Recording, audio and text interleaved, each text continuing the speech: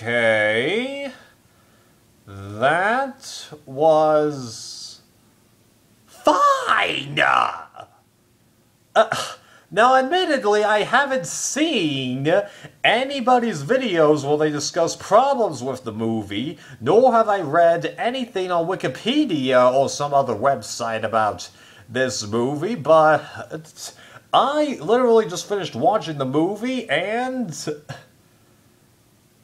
it was fine! I actually really enjoyed it. Yeah, it was different, but this is a new generation of filmmakers for this series. A whole new batch of characters, totally different approaches to story lines, totally different approach to how Jedi carry themselves, new bad guys, trying to, keep our minds guessing what's going to happen. Sheesh. Like, this movie ruined Star Wars. Ugh, I highly doubt that that's going to happen, okay?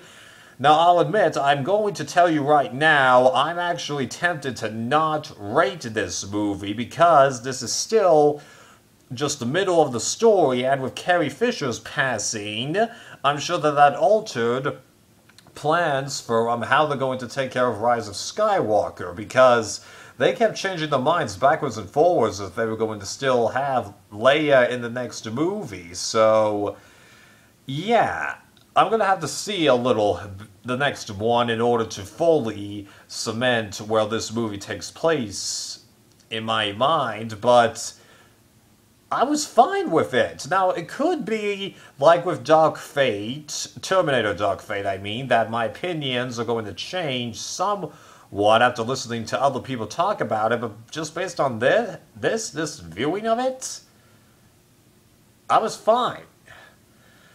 Okay, so getting into it. Gonna have to break people up into storylines, I guess. So, first of all, discussing Finn's purpose.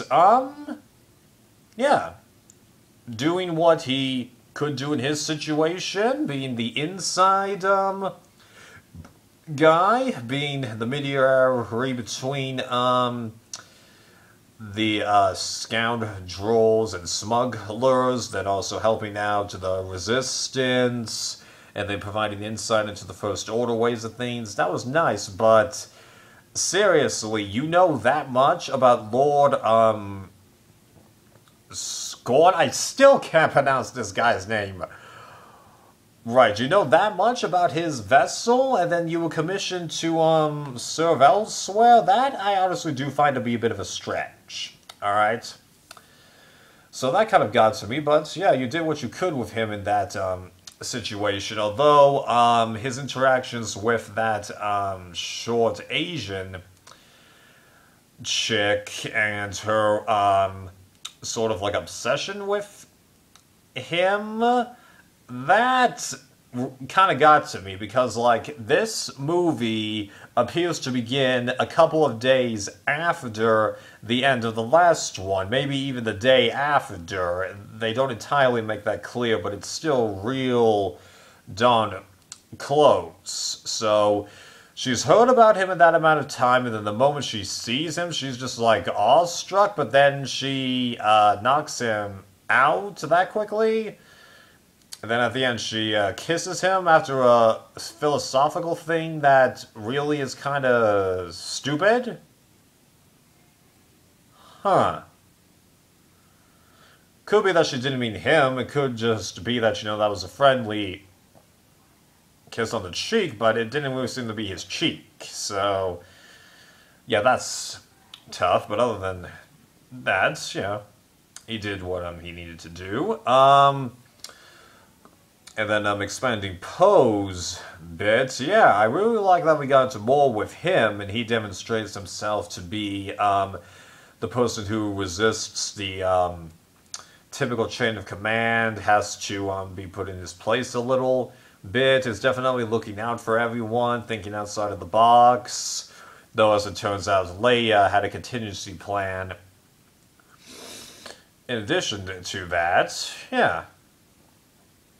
Although, him really being the one to figure out Luke's plan. Shouldn't that have been Leia who figured that out? I think so, but I'm really glad that they expanded that character.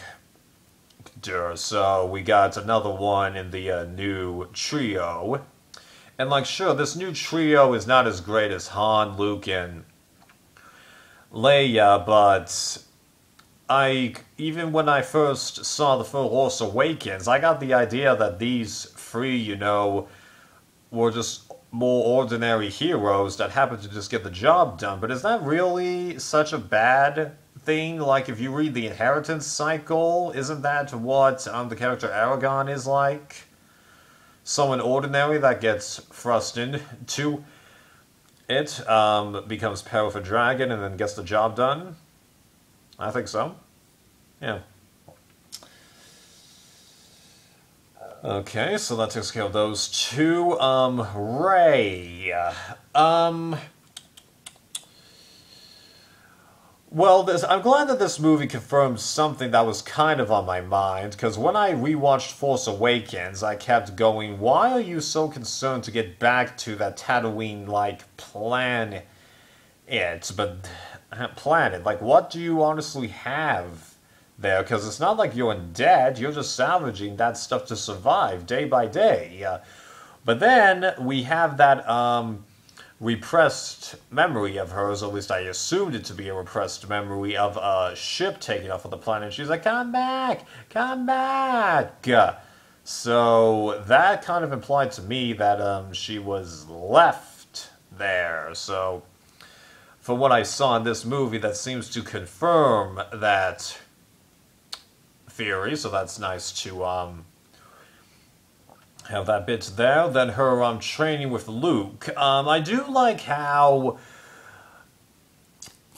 this was way different than Luke and Yoda training in Empire Strikes Back, because like there you saw Yoda teaching Luke basic fundamentals, improve himself physically, use the Force to levitate stuff, try to believe that he can do more, and then the line that Luke gives stating that, it's not a power, it's like the essence of everything, though I wonder if they kept the Star Wars Legends bits where there were just some things that aren't connected to the Force.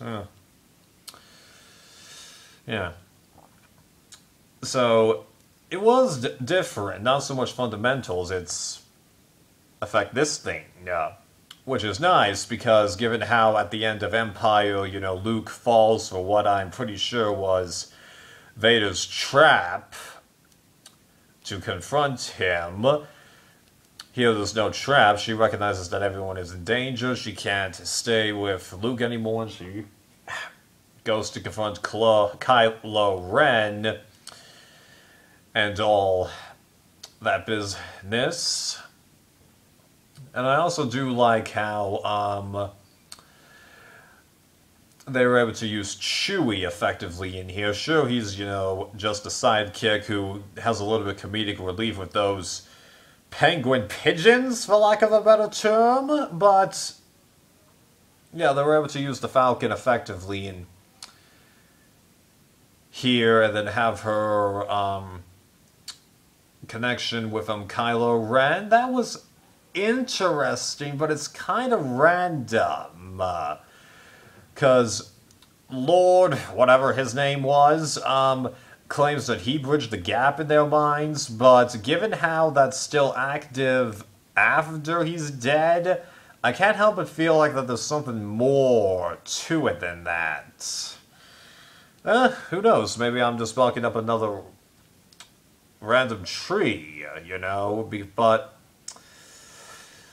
because, like, one could argue that, Rey is the counter to Kylo Ren's dog, but these movies establish that he's conflicted, albeit by the end of this movie he seems to have turned his back on everyone that he knows, sure, but for most of the movie and all of the last movie, that idea doesn't totally work, because you've got the light, and then you've got the guy who's dog, but genuinely is torn Eh? And I mean, like, sure, he did try to fight Rey after killing Scorn, so I guess I'm talking about Kylo Ren now. But he did help her kill the guards, and then, because, like, well, to be fair, okay, he said, you know, don't hold on to the traditional values of, you know, good, evil, Jedi, Sith, but then he takes over the First Order as if nothing had happened, and doesn't even kill Bill Weasley? Well, the actor who plays Bill Weasley. Yeah. I don't know. Although I'll admit, though, that was a cool fight scene, and it does show that this is not an ordinary bad guy. There's something different about him. And then him having his mask off for more of the movie, well, as Scorn pointed out, that it was, you know, kind of silly, a little bit, and the mask did slur his speech enough that I always had to pay attention to what he was saying when he was wearing it, but like I said, and underneath the mask, sure, he's got a scar, but he's an ordinary person who has issues, you know? And then, like, his confliction and then hatred towards, Luke, it's interesting, you know, because Luke did create him, but it was because he made one, you know, bad decision. You know, like, he had put himself into a new leadership position, so he had to look at things differently. Sure, he's got more insight into Kylo Ren than all those other students of his, but, you know, he had to think about this, so he goes to him to confront him, and then he says that he made one bad decision. Kylo Ren saw what was going on, and then just causes a whole war into problems, which reinforces what I said when I originally reviewed Force Awakens. Luke left because of a fairly simple reason. Now, the circumstances that led up to the simple reason might not have been completely simple, but yeah. Failed his nephew, so he goes into hiding. Nah. Yeah. I totally get it. Goes to show. And it's really interesting to look at the different flaws that are in these two people, you know. And before you say Luke doesn't have flaws, yeah, he does. Episode 4, the moment he gets the connection that his aunt and uncle in danger, he hops in a land speeder with, I don't think he had any weapons, and speeds right back to the homestead, you know? And then after seeing Obi-Wan get killed when he sacrificed himself to save Luke, he foolishly shouts, "No!" Then in episode 5, he falls for Vader's trap impulsively and nearly gets himself killed, and it's only because he was more willing to kill himself rather than turn that he got away, and he got away more due to luck than anything else. Yeah. And then one could argue that he was being kind of arrogant with the conversations he has with Vader, that he's so certain that he can turn him back, when he didn't totally turn Vader back. I think, honestly, the Emperor did more than that, but hey, yeah. Yeah, Luke, he might have pure motives, but he's not a perfect character, okay? He's not. And I think that's one reason that people have problems with this movie. The fact that, you know, the characters just had flaws or seemed more ordinary. But if you are looking at, like, comic book movies, pretty much the only thing that they can do to make those movies more interesting, other than making them be more realistic, because they've been doing that for quite some time now, the only other thing you can do is make the characters have flaws. Because that's what I think they were trying to do with Affleck's character in Batman vs. Superman from the one time I saw that movie. I own it. You know, so, okay, the characters aren't perfect. They don't have to be perfect. Is Han perfect? No. We just enjoy the guy, that we can look past the bad stuff. Right. So I know that was kind of a weird jump between Rey, Kylo Ren, and Luke, but I think that takes care of that. And I'm not going to talk about the death scene. I'll get to that later. Okay, what else can I mention? Well, I really do like how Leia was able to step into the role of leadership there, and how it seems like in this universe she has been trained to use the Force, because, you know, she was able to save herself after the bridge explosion, though that was really nice how it appeared that Kylo Ren wasn't able to blow it up, but the two fighters with him were able to blow it up. Although, I do find it a little, a tiny bit far-fetched that she was able to, you know, get such an protective aura around herself that, you know, she was able to guide herself back, because, like, when Luke did something similar to, like, this in Legends, or a couple of other Jedi did that, they at least had a flight suit with... Actually, no. Kib Duran had a flight suit with him. Luke wasn't wearing anything, and he had to recover in a medical bay like Leia did in this movie. Okay, never mind. I retract that statement. I retract it. Okay, yeah. Let's see here.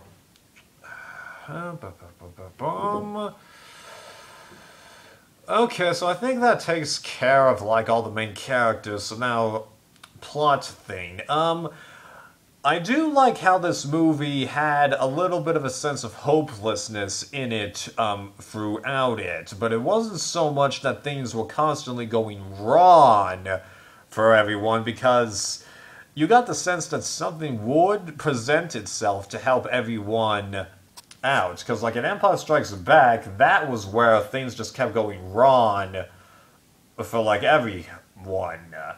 Here, it was just the fact that everyone besides Rey was always on the run. So there was a good sense of desperation, and really how much the good guys got whacked, even though via some pretty interesting tricks they were able to defeat or elude the bad guys. Yeah. That was interesting. Although, that bomber run just... Why on earth would you design bombers like that? It's like you took the B-Wing design and made it even more obvious to attack. Like, just... It really did not surprise me that almost all those craft got destroyed. Now, I know that is designed to... It's designed to be like that so they could drop a whole lot of bombs on people, but with that kind of design, it's something that you have to do over a planet, not over a ship in orbit. Just like, why would you do that? Like, what was so bad about the Y-Wings? Like, you could have easily refitted them to drop some stuff, you know? Like, you kept A-Wings and you modified them along with X-Wings. Just like, what the hell was that? Right. What else to mention? But other than that, though, I did enjoy the space dynamics. You know, how they try to elude the bad guys, and how light speed was used to destroy a craft. Although I don't recall it ever being stated in the rules that, you know, you can plan a light speed jump to just like that small of a distance. But I don't recall there ever being anything where they said they couldn't do that either, so... Yeah, that's something new. It's like with what they did with warp speed in Star Trek Into Darkness. If you haven't seen that movie, I won't spoil what they did there. So yeah, that was good. I seriously wonder, though, if they changed the TIE fighters to where they're hyperspace capable, because it seems like they've modified them so they have secondary weapons, but they still don't have life support. That's kind of something I wish I had explained. I like how this movie made the hologron scene in this movie, you know, actually look like a real hologron. Thank you. Like, why did that guy, I mean, Scorn, just make himself look realistic in the first one, but here it's just a regular old blue hologram? That's what you should have done in the first place.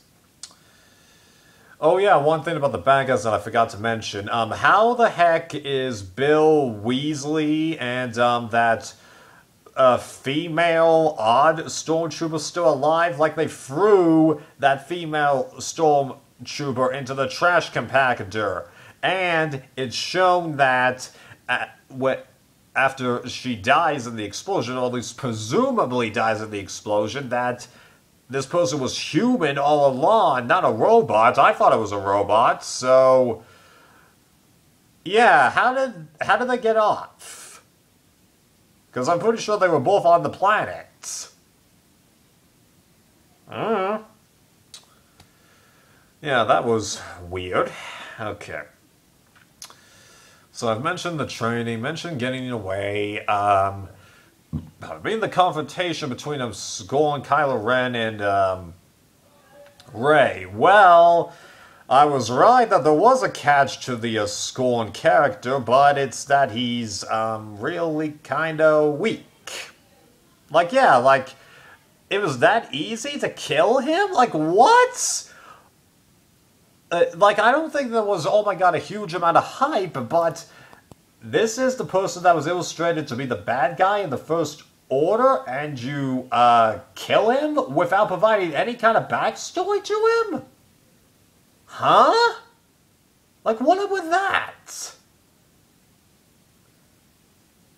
So that is really confusing, just... yeah. That was way too easy, and then also, how come after he died, there wasn't any, like, dark side explosion of energy? Because, I'm pretty sure when Darth Maul got killed, there was some kind of dark energy that exploded from his body. I don't know, I've never seen the movie in widescreen, so I don't know how that's going to, look, because, you know, when I was growing up, the only one of these movies that I saw on DVD was Episode 2 and Episode 3, but I saw Episode 2 on VHS a good amount of times, and the DVD we had for free was full screen, so yeah, I really need to watch those all in widescreen so I can see some extra stuff, yeah. So that's kind of odd. I mean, like, the tenseness of the situation was nice, and but at the same time, I didn't really see it coming, and just, it's too simple, and, oh yeah, you're just gonna kill that guy and gain power? Like, yeah. I really wish I could figure out Kylo Ren's motivations, but maybe he doesn't have any, and then it's just a deranged mind. It's possible, it's possible. But yeah, though, that was just way too easy. Yeah. Who knows? Maybe there's another catch, or possibly it wasn't him. Maybe it was a clone operating himself in another place. Although what Luke did wasn't a clone, it was a projection of himself, but he had to put enough of his physical being into it that the injuries he suffered was real. Yeah, but that was such an interesting twist, because I don't think Kylo Ren was able to sense that Luke was, dead. Maybe he did. I'll have to watch the next movie and see.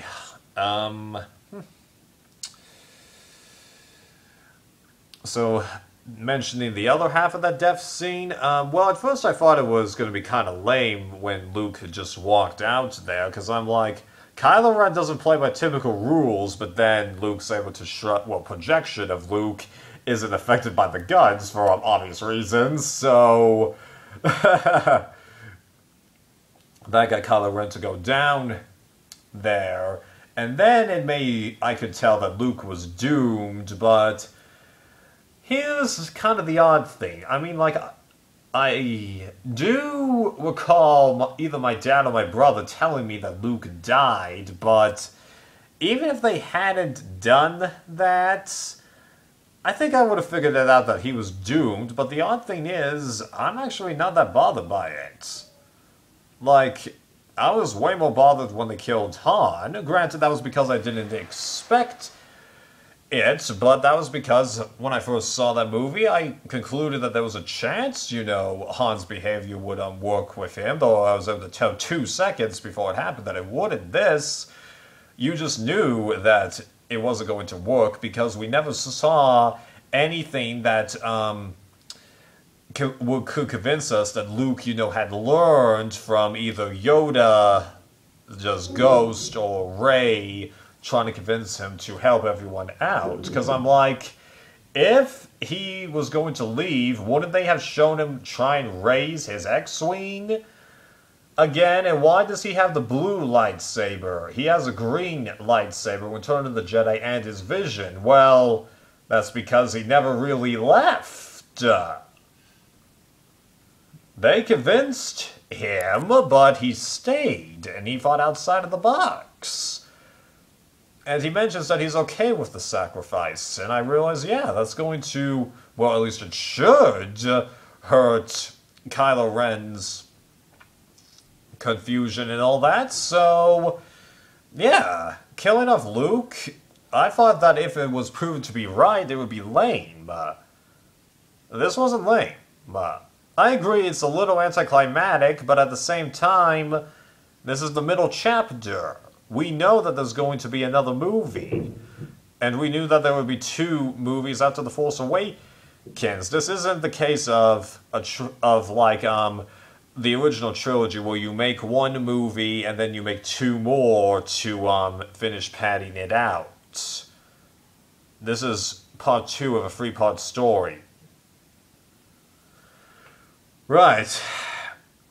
And given how Mark Hamill was so enthusiastic about, promoting Rise of Skywalker, I get the feeling that we were going to see a little more of him somehow. We'll see.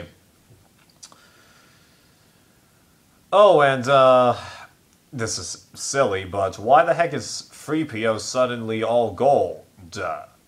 Like, well, it could be that he literally just lost an arm, so they replaced it with a new one and then painted it, but why couldn't they have just painted it beforehand? Seems so simple. Yeah. I did kind of miss the fact that there weren't that much one-liners in here, but, this movie's more negative, and the second part of the trilogy is negative, so it's, at the same time, it's appropriate to not have them. Ooh. I'm sure that there's a couple of other things that I could mention, but, yeah. So, whoa, I spent almost half an hour talking about this. I wonder how long Zoe and Isaac talked about this movie. Yeah. Well, like I said, I did enjoy it. I wouldn't be too surprised if I watch other people's reviews for this, that my thoughts on it could change, but I'm open to that, which is why, like I said at the beginning of this, I'm probably not going to rate it. Not until at least I've seen the following movie. Yeah. So I realize that makes me a grade A wuss, but I have done this before, okay, where I don't give a movie a rating, because I didn't give Batman 1989 or the Nightmare on Elm Street remake a rating because I was too conflicted on it. Here, I'm too unresolved on it, because, like, yes, I said that I liked the movie, but this is a case where we gotta wait and see how it fits in to things. I didn't have to do that with Force Awakens. I got a clear enough read on that. This, I think I need to wait and complete the saga with. Well, complete the saga up to how it's complete as it is, because we're definitely going to get more Star Wars movies. They've made it clear they're going to make it episode 10 eventually. Yeah. So yeah, thank you for watching, however much of this you decided to watch.